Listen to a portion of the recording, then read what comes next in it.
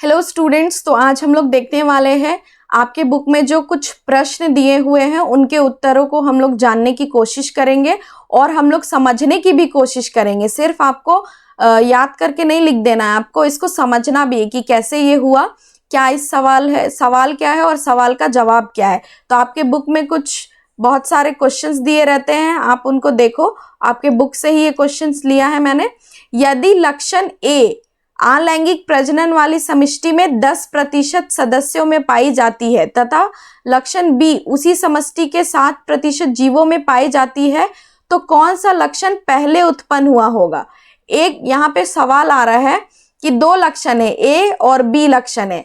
तो ए लक्षण जो है क्या है, ए लक्षण जो है कितना है, लक्षण 10% है और बी लक्षण कितना है, 60% सदस्यों में पाया जाता है। मतलब 60% जो लक्षण है वो 10% सदस्यों में पाया जा रहा है ए लक्षण, और 60% जो लक्षण है बी समष्टि में 60% पाया जा रहा है। तो पूछ रहा है कि कौन सा लक्षण पहले उत्पन्न हुआ होगा। तो ये आपके बुक से रिलेटेड है, आपके बुक में ये दिया हुआ है, देख सकते हैं आप कि जो उत्तरोत्तर पीढ़ी में विविधता की उत्पत्ति शीर्ष पर दर्शाए गए पहले पीढ़ी के जीव मान लीजिए कि दो संतति का जन्म देंगे जिनकी आधारभूत शारीरिक संरचना तो एक समान होगी परंतु विभिन्नताएं होंगी। इनमें से प्रत्येक अगली पीढ़ी में दो जीवों का उत्पन्न करेंगी और चित्र में सबसे नीचे दिए गए 4 व्यष्टि स्तर पर दूसरे से भिन्न होंगे। कुछ विभिन्नताएं विशिष्ट होंगी जबकि कुछ उन्हें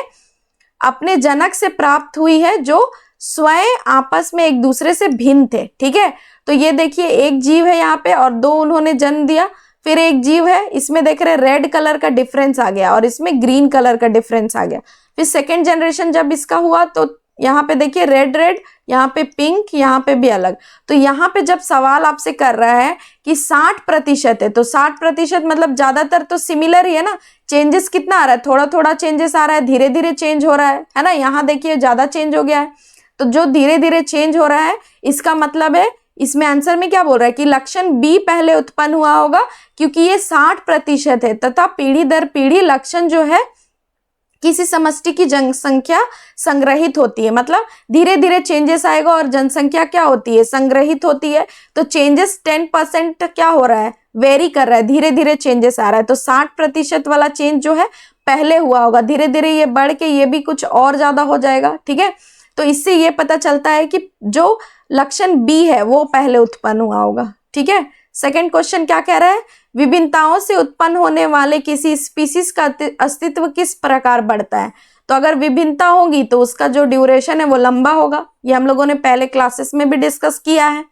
विभिन्नता के उत्पन्न होने से किसी स्पीसीज के अस्तित्व की संभावना इसलिए बढ़ जाती है क्योंकि वह स्पीसीज स्वयं को वातावरण के अनुसार अनुकूलित करने में सक्षम हो जाता है। उदाहरण के लिए उष्णता को सहन करने की क्षमता वाले जीवाणु को अधिक गर्म से बचने की संभावना अधिक होगी। जो हम लोगों ने मेंढक वाले एग्जाम्पल में लिया कि मेंढक को अधिक गर्मी, अधिक बरसात, अधिक ठंड को झेलना पड़ा और जो झेल पाया वही क्या किया, वही सरवाइव किया। तो यहाँ पे बोल रहा है यदि वैश्विक उष्मीकरण ग्लोबल वार्मिंग के कारण जल का ताप बढ़ जाता है तो बहुत सारे जीवाणु मर जाएंगे, लेकिन जो उष्ण प्रतिरोधी क्षमता वाले जीवाणु है वो जीवित रहेंगे। ठीक है, तो इस तरह से अगर आपके अंदर जो एनवायरनमेंट से रिलेटेड जो भी चेंजेस आ रहा है आप उसको अडॉप्ट कर लोगे तो आप क्या कर सकते हो, लॉन्ग सर्वाइव कर सकते हो। तो इसके लिए डिफरेंस होना जरूरी है, विविधता होनी जरूरी है। ठीक है, तो ये आपका पहला 2 क्वेश्चंस था जो हम लोगों ने डिस्कस कर लिया। नेक्स्ट हम लोग देखते हैं मेंडल के प्रयोग से कैसे पता चलता है कि लक्षण प्रभावी अथवा अप्रभावी हो सकते हैं। तो ये हम लोगों ने क्लासेस में भी डिस्कस किया है कि लक्षण 2 प्रकार के होते हैं। एक प्रभावी लक्षण तो हम लोगों ने कैपिटल टी से रिप्रेजेंट कर रहे थे, टी से कैपिटल और क्या रिप्रेजेंट कर रहे थे, हाँ कैपिटल आर राउंड के लिए और येलो सीड के लिए, इस तरह से। और जो अप्रभावी लक्षण थे उसमें हम लोग स्मॉल टी यूज कर रहे थे, स्मॉल आर यूज कर रहे थे और स्मॉल वाई यूज कर रहे थे।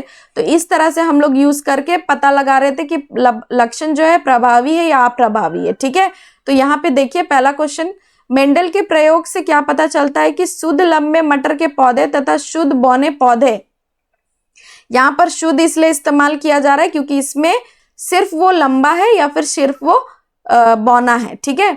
तो मटर के पौधे का संकरण F1 पीढ़ी में जब कराया गया तो सारे पौधे कैसे आए थे, लंबे आए थे, है ना। तो अर्थात दोनों लक्षण से केवल एक पैतृक जनकीय लक्षण ही दिखाई दिया, ठीक है। इससे प्रभावी लक्षण डोमिनेंट ट्रेट कहते हैं, मतलब दोनों प्रेजेंट है, कैपिटल टी स्मॉल टी दोनों प्रेजेंट है, लेकिन लक्षण एक ही दिखाई दे रहा है। इसका मतलब क्या है कि जो कैपिटल टी वो डोमिनेट कर दे रहा है स्मॉल टी को। द्वितीय चरण में क्या हुआ कि पीढ़ी से प्राप्त जो यहाँ पे स्मॉल टी कैपिटल टी वाला दोनों था, इससे जब स्वपरागन कराया गया तो यहाँ पे लंबे तथा बौने पौधे का अनुपात 3:1 था, 3:1 था। इसका मतलब है कि जब F2 वाले में किया गया तो बौने पौधे अप्रभावी लक्षण रिसेसिव ट्रेट वाले भी थे, ठीक है। तो जब सेकंड वाले में देखोगे तो दोनों थे, देखिए इसमें देख लेते हैं। जब इन दोनों को क्रॉस कराया गया, इन दोनों को, तो इसमें क्या है, एक पौधा बौना आ गया, ठीक है। तो इससे पता चलता है कि जो उसमें लक्षण थे वो थे, लेकिन फर्स्ट जनरेशन में ये दिखाई नहीं दिया गया। सभी पौधे, चारों पौधे कैसे हुए, लंबे हुए, लेकिन सेकेंड जनरेशन में ये दिखाई दिया कि एक पौधे बौने हो गए, ठीक है। तो इस तरह से लक्षण प्रभावी तथा अप्रभावी हो सकते हैं। नेक्स्ट क्वेश्चन है, मेंडल के प्रयोग से कैसे पता चलता है कि लक्षण स्वतंत्र रूप से वंशानुगत होते हैं। क्योंकि वही सेम सवाल है, ये सेम सवाल का सेम जवाब वही कि आपका जो F1 पीढ़ी है उसमें सारे पौधे लंबे हुए, F2 पीढ़ी में 3 पौधे लंबे हुए और 1 पौधे बौने हो गए। इससे पता चलता है कि स्वतंत्र रूप से लक्षण जो है प्रभावी व अप्रभावी हो सकते हैं और लक्षण जो है वंशानुगत आपका एक जनरेशन से दूसरे जनरेशन में ट्रांसफर होते रहता है। नेक्स्ट है कि यहाँ पे एक सवाल दिया है कि एक जो रुधिर का दिया है कि O है और एक A है, ठीक है। तो इससे पता लगाया जा सकता है कि आने वाले का क्या होगा। तो ये सूचना पर्याप्त नहीं है, इससे पता नहीं लगाया जा सकता है। यदि रक्त समूह A में प्रभावी हो और रक्त समूह O में अप्रभावी हो तो ये तो डिपेंड करता है कि कौन सा रक्त प्रभावी और अप्रभावी होगा, उस पर डिपेंड करेगा कि कौन सा रक्त आपके बच्चे का होगा, ठीक है। तो ये आपका इस तरह का सवाल है। नेक्स्ट, मानव में बच्चे का लिंग निर्धारण कैसे होता है। तो ये हम लोगों ने क्लास में भी डिस्कस किया है। आप अगर आपने वो वीडियो नहीं देखा है तो जाकर आप वीडियो देख लिए तो आपको आसानी होगी समझने में, ठीक है। तो लिंग निर्धारण कैसे होता है, तो लिंग निर्धारण के लिए जो नर व मादा है ना, तो इनके जो युग्मक है X और Y नर के, और मादा में बस X ही प्रेजेंट होता है, ठीक है। तो ये X ही दे सकता है, दे सकती है, X ही रहते हैं। तो जब ये यहाँ से X देगी और यहाँ से ये X देंगे तो ये क्या हो जाएगा, XX हो जाएगा।